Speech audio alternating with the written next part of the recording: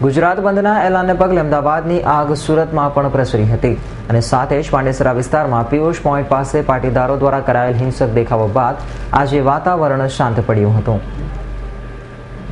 ગુજરાતમાં બુધવારે બંધના એલાનને પગલે આખું રાજ્ય સળગી ઉઠ્યું હતું, ત્યારે બુધવારે સુરતમાં ભારે હિંસા બાદ આજે સુરત શહેર ફરી ધીમી ગતિએ શરૂ થયું છે અને ગતરોજ પાંડેસરા પિયુષ પોઈન્ટ પાસે જ્યાં પાટીદારો દ્વારા ભારે હિંસક દેખાવો કરાયા હતા ત્યાં જ શાંતિ જોવા મળી હતી, તો સાથે જ પોલીસ કાફલો પણ મોટી સંખ્યામાં હોય વાતાવરણ શાંત રહ્યું હતું।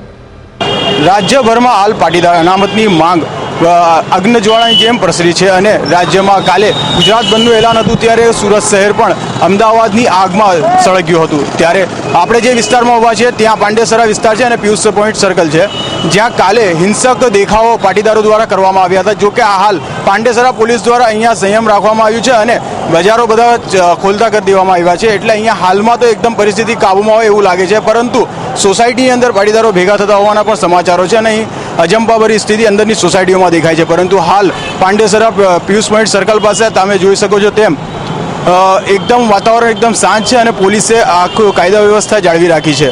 કેમેરામેન ચેતન સાથે અઝહર કુરેશી, S9 ન્યૂઝ, સુરત।